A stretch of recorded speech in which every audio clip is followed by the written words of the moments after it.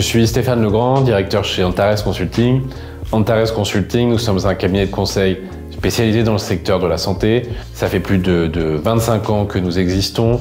Aujourd'hui, je vais vous présenter une petite synthèse d'éléments d'une étude médico-économique que nous avons réalisée pour le cadre de CMSI France. Alors, comment s'est déroulée l'étude? Nous ne voulions pas nous contenter de faire une analyse purement médico-économique. Nous voulions véritablement analyser et étudier la pertinence des CMSI dans l'offre de soins sur les deux territoires de Nancy et de Poitiers. Nous voulions également comprendre la perspective des professionnels et l'expérience, la perspective des patients. Ça, c'était les trois grandes dimensions que nous avons cherché à analyser, à comprendre au travers de cette étude. Nous avons réalisé une série de focus group où on est parti questionner les patients sur leur vécu, comment est-ce qu'ils ont ressenti leur parcours au travers des centres CMSI. Pour faire ça, on s'est fait accompagner de Madame Soyoung Straga, qui est la présidente de l'association Shared Patient Experience, l'association européenne dédiée à l'expérience patient, pour essayer de comprendre véritablement quel a été le vécu de ces patients dans les centres CMSI. Les résultats étaient plutôt spectaculaires puisque l'intégralité des patients que nous avons rencontrés, avec qui nous avons échangé, étaient très satisfaits de leur passage chez CMSI, mettaient principalement en avant un temps d'attente très faible, avec une prise en charge inférieure à 1 heure pour la plupart. Et ils mettaient ça principalement en perspective avec leur expérience passée dans des urgences de l'hôpital, dans lesquelles leur expérience était comparativement nettement plus négative. Une des questions, une des problématiques qui a souvent été mise en avant par différents acteurs avec qui nous avons pu échanger et avec qui nous avons pu rencontrer avant de commencer l'étude, était de se dire que finalement les centres de type CMSI pouvaient engendrer une surconsommation des soins. Écoutez, nous avons regardé ces chiffres, nous avons analysé ça de plus près et finalement on se rend compte qu'un patient se rend en moyenne au CMSI simplement une fois tous les 2 ans. Qu'est-ce que ça veut dire?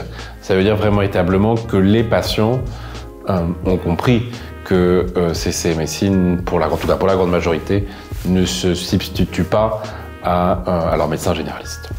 Par ailleurs, même si ces chiffres sont à prendre avec nuance, de savoir si un patient est CCMU 1, 2 ou 3, et que ce n'est pas une vérité de dire que les 2 et 3 doivent correspondre forcément à des urgences. En tout cas, dans la classification réalisée et dans les données de CMSI, on observe que moins de 10% des passages sont réalisés par des patients CCMU 1. Deuxième aspect, nous avons échangé avec les professionnels de CMSI. On a fait des groupes de travail, des focus group avec les professionnels, ça dans les deux territoires, à Nancy, à Poitiers. Et on a véritablement voulu essayer de comprendre le pourquoi ils ont décidé de venir au CMSI et pour certains de quitter l'hôpital. Une des aspects qui par les différents acteurs qu'on a pu rencontrer, avec qui on a échangé avant d'aller rencontrer les professionnels du CMSI, on dit attention, le développement de ce type de centre risque d'avoir un effet d'aspiration et d'aller prendre des professionnels, prendre des médecins urgentistes dans l'hôpital qui est déjà en la situation qu'on connaît, dans les pénuries qu'on peut connaître. Alors on a interrogé les professionnels pour essayer de comprendre leur perspective, le pourquoi, est-ce qu'ils avaient pris cette décision. Et il s'avère que pour la très grande majorité, ils nous disaient moi, soit je quittais la médecine d'urgence pour aller faire de la médecine sportive, pour aller faire de la médecine esthétique pour certains, soit je trouvais une alternative. Et leur alternative ici, ça a été CMSI. Et les centres de type CMSI, les centres CMSI que nous avons rencontrés, leur ont permis de rester d'une façon indirecte dans la médecine d'urgence. Pourquoi c'est important ça? Parce que finalement aujourd'hui, à l'heure où les carrières sont de moins en moins linéaires, ce type de centre offre une alternative pour conserver ces patients dans la médecine d'urgence. Pour un temps long ou pour un temps plus court, certains des professionnels qu'on a rencontrés nous disaient « Moi, je n'en pouvais plus de l'hôpital à ce moment-là, j'avais besoin de faire un break dans ma carrière, mais je ne voulais pas faire autre chose. J'ai été au CMSI pendant 2 ans, mais maintenant, je retourne à l'hôpital. D'autres patients, encore, ont la double casquette, sont à l'hôpital et sont également dans les centres CMSI. Et ça favorise bien évidemment les collaborations sur le territoire. En tout cas, il a bien été compris par les patients, évidemment, et par l'ensemble des professionnels du territoire, que CMSI est là pour prendre en charge des urgences non vitales. Par rapport aux professionnels avec qui on a pu échanger, ce qui ressort et ce qui est essentiel également ici, c'est qu'ils rentrent dans un projet entrepreneurial. Ils se regroupent entre eux, dans des binômes médecins-infirmiers, dans un projet commun. Et les mots qui ressortaient des entretiens qu'on avait pu réaliser avec eux, c'était leur bien-être. Et les 3 mots qui ressortaient des échanges avec les professionnels principaux, c'était efficience, dynamisme et bienveillance. Et donc il est évident que dans ces conditions, ces professionnels apporteront une meilleure qualité dans la prise en charge aux patients. Pour analyser la pertinence de l'utilisation des centres CMSI que nous étudions, il était important pour nous de véritablement rencontrer l'ensemble des partenaires clés des bassins qu'on étudiait. Dans ce cadre-là, nous avons eu près d'une vingtaine d'entretiens qui ont été réalisés aussi bien avec les agences régionales de santé, avec la FHF, avec les professionnels de santé des établissements, les chefs de service des urgences, les directions générales des hôpitaux des 2 bassins, du CHU de Nancy et de Poitiers, qu'avec les acteurs de la médecine de ville et les acteurs du SAMU SAFS. Mais on ne s'est pas arrêté là, on a également rencontré les politiques ces 2 bassins pour comprendre quel a été l'apport et l'impact qu'ont eu ces centres CMSI dans les 2 territoires. Ce qui ressort de l'ensemble de ces entretiens, c'est une vraie complémentarité du CMSI avec l'existant et qu'ils le voient, ils le placent pour la plupart d'entre eux comme un nouveau maillon dans la chaîne de soins et un maillon, on l'a bien dit, entendu plusieurs fois, qui a toute sa place sur leur territoire et qui est, selon eux, extrêmement pertinent. Le cœur de l'étude qui nous a été mandatée par CMSI était une analyse médico-économique visant à comparer le coût d'une prise en charge aux urgences versus le coût d'une prise en charge pour CMSI, et ça en portant la casquette ou les lunettes du régulateur.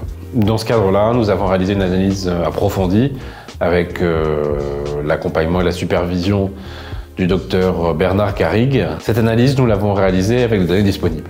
Les données que nous souhaitions n'étaient pas toujours disponibles avec le niveau de granularité que nous le souhaitions. Dans ce cadre-là, nous avons travaillé avec les données disponibles, mais en essayant toujours de prendre toutes les plus grandes précautions.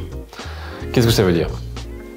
Ça veut dire que nous avons essayé de travailler à isopérimètre. En effet, les urgences ont toute une série de charges qui leur incombent, qui sont incompressibles, mais qu'elle n'a pas le CMSI. Les CMSI ne sont pas ouverts toute la nuit, les CMSI n'ont pas de DIM, ce genre d'informations. Donc on a essayé de travailler à isopérimètre en enlevant ces charges du coût moyen qui a été analysé aux urgences. Nous avons analysé d'un côté les données de facturation des centres CMSI et de l'autre les coûts d'une prise en charge aux urgences. Pour regarder ces coûts de prise en charge aux urgences, nous nous sommes basés sur la base RTC, le référentiel des coûts d'unité d'œuvre qui est publié par la TIH. Et ce document, on a fait tout un travail de retraitement. Pourquoi de retraitement ? Puisque certains coûts sont inhérents, aux urgences et qui sont incompressibles pour les urgences et qui s'intègrent dans les missions obligatoires des urgences, des centres de type CMSI ne les auront pas. À titre d'exemple, les centres CMSI ne sont pas ouverts 24 heures sur 24 comme le sont les urgences. Dans le cadre de l'étude, nous avons donc essayé de minimiser tous les biais possibles avec évidemment les données qui étaient disponibles pour nous. Qu'est-ce que l'étude montre ? L'étude montre qu'à isopérimètre, en essayant de minimiser les biais et en ayant une logique et une approche qu'on a voulu conservatrice, c'est-à-dire de ne pas défavoriser dans l'analyse les SAU. Nous trouvons un écart aujourd'hui entre une prise en charge au SAU et une prise en charge CMSI de l'ordre de 60 €. C'est-à-dire qu'une prise en charge, pour chaque passage qui se réaliserait dans un CMSI, cela coûterait 60 € de moins qu'un passage au SAU. Évidemment, ces chiffres sont à prendre avec prudence. Ce 60 € ne peut que se réaliser sous réserve d'une recomposition de l'offre de soins dans le bassin et une intégration pleine et complète d'un centre de type CMSI avec l'ensemble des acteurs locaux et de l'ensemble du maillage territorial. Pour conclure, nous avons réalisé certaines projections de ce que pourrait être en termes d'économie pour le contribuable le développement de centres de type CMSI en France. Évidemment, ces chiffres sont à prendre toute précaution gardée puisqu'il conviendrait alors d'avoir une recomposition du système de soins dans l'ensemble des bassins où ces centres se développeraient. Mais nous avons fait une projection que cela pourrait permettre une économie allant jusqu'à presque 81 millions d'euros demain pour le contribuable. L'étude est déjà publique, vous pouvez la télécharger sur notre site internet et pour toute question, nous restons à votre disposition.